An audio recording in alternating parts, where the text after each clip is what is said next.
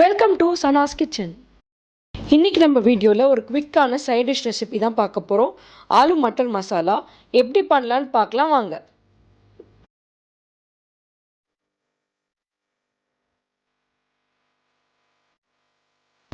Aloo matar masala ready பண்ணுறதுக்காக ஒரு பெரிய சைஸ் வெங்காயம் இந்த மாதிரி பொடி பொடியாக நறுக்கி வச்சுருக்கேன். 2லேருந்து 3 பச்சை மிளகாய் அந்த மாதிரி கட் பண்ணி வச்சுருக்கேன். 2 பெரிய பொட்டேட்டோஸ் 50% அளவுக்கு பாயில் பண்ணி இந்த மாதிரி கட் பண்ணி வச்சுருக்கேன். 1 கப் அளவுக்கு பச்சை பட்டாணி எடுத்து வச்சுருக்கேன். 2 ஸ்பூன் அளவுக்கு இஞ்சி, பூண்டு, பச்சை மிளகாய் இது 3மே ஒன்றா போட்டு அரைச்சி வச்சுருக்கேன் ஒரு பேஸ்ட் மாதிரி. இப்போ ஒரு கடாயில் 2 ஸ்பூன் அளவுக்கு நான் எண்ணெய் ஆட் பண்ணியிருக்கேன். எண்ணெய் நல்லா சூடானதுக்கப்புறம் 1 ஸ்பூன் அளவுக்கு சோம்பு ஆட் பண்ணிக்கிறேன். சோம்பு லைட்டாக பொரிஞ்சதுக்கப்புறம் நம்ம அரைச்சி வச்சுருக்க இஞ்சி, பூண்டு, பச்சை மிளகாய் பேஸ்ட் 2 ஸ்பூன் அளவுக்கு நான் ஆட் பண்ணிக்கிறேன்.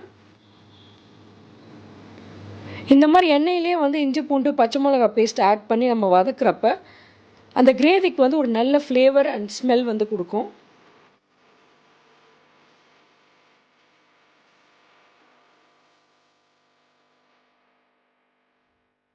ஒன்றுலேருந்து 2 நிமிஷம் இந்த இஞ்சி, பூண்டு, பச்சை மிளகாய் பேஸ்ட் எண்ணெயில் நல்லா வதங்கட்டும்.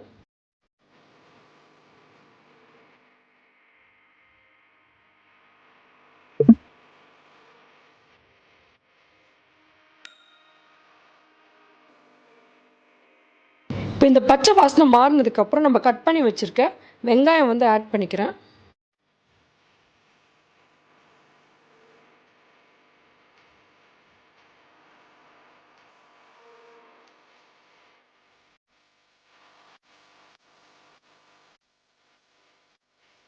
இப்போ இது கூட நான் காய வச்ச கருவேப்பிலை நான் நல்லா பொடியாக கசக்கி ஆட் பண்ணிக்கிறேன். இது நல்லா கலந்து விட்டுடலாம்.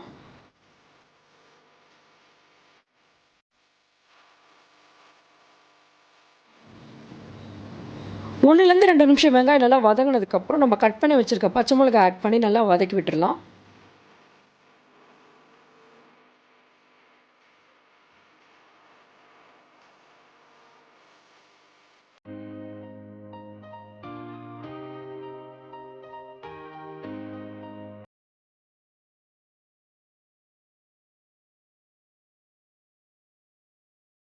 பச்சை மிளகாய் ஆட் பண்ணி ஒரு 2 நிமிஷம் வதங்கினதுக்கப்புறம் நான் இந்த கிரேவி இன்னும் கொஞ்சம் ஸ்பைஸியாக பண்ணுறதுக்காக 1 ஸ்பூன் அளவுக்கு ட்ரை சில்லி பேஸ்ட் நான் ஆட் பண்ணுறேன்.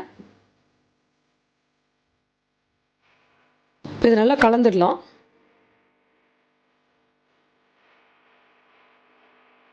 ஒரு நிமிஷம் வதக்கினதுக்கப்புறம் இந்த ட்ரை சில்லி பேஸ்ட்டோட பச்சை வாசனை போயிடும். இந்த ஸ்டேஜில் 1லேருந்து 2 சின்ன சைஸ் தக்காளி நான் பொடியாக கட் பண்ணி ஆட் பண்ணிக்கிறேன்.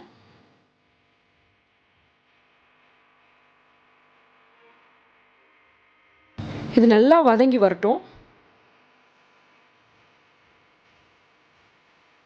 ஒரு 2 நிமிஷம் தக்காளி போட்டு நல்லா வதங்கினதுக்கப்புறம் இது கூட 1/4 ஸ்பூன் அளவுக்கு மஞ்சள் தூள், 1 ஸ்பூன் அளவுக்கு சில்லி பவுடர், இந்த மசாலாவுக்கு தேவையான உப்பு நான் ஆட் பண்ணிக்கிறேன்.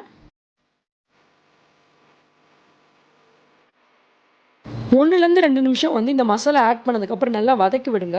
அப்போ தான் அந்த மசாலாவோட பச்சை வாசனை நல்லா மாறிடும்.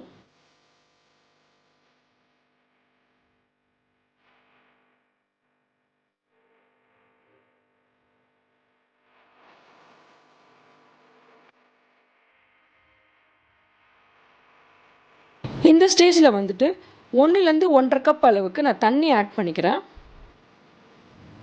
ஆட் பண்ணி நல்லா கலந்து விட்டுருங்க. ஒரு தொக்கு கன்சிஸ்டன்சிக்கு இது நல்லா வந்துடும். இது ஒரு 1லேருந்து 2 நிமிஷம் நல்லா வதங்கினதுக்கப்புறம் மேலே பார்த்திங்கன்னா லைட்டாக எண்ணெய் பிரிஞ்சு வரும். இந்த ஸ்டேஜில் நம்ம எடுத்து வச்சுருக்க 1 கப் பச்சை பட்டாணி, 1 கப் அளவுக்கு 50% வேக வச்ச உருளைக்கிழங்கு நான் ஆட் பண்ணிக்கிறேன். இது நல்லா கலந்து விட்டுடலாம்.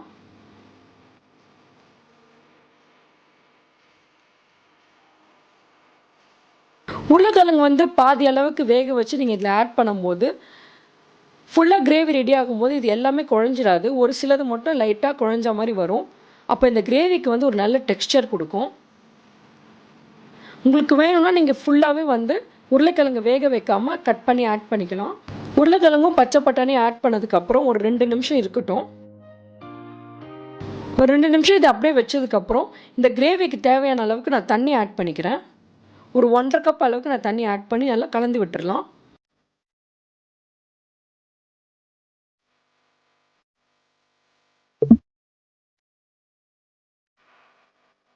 இப்போ இது ஒரு மூடி போட்டு 5லேருந்து 7 நிமிஷம் அளவுக்கு இது நல்லா கொதிச்சு வரட்டும். இப்போ நம்ம திறந்து பார்க்கலாம். உருளைக்கிழங்கும் பட்டாணியும் வந்து நல்லா வெந்திருக்கும். இந்த ஸ்டேஜில் வந்து 1.5லேருந்து 2 ஸ்பூன் அளவுக்கு தயிர் ஆட் பண்ணிக்கிறேன். தயிர் ஆட் பண்ணிவிட்டு இது ரொம்ப நேரம் கொதிக்க வைக்க வேணாம். ஒரு 1லேருந்து 2 நிமிஷம் கொதித்து வந்தாலே போதும்.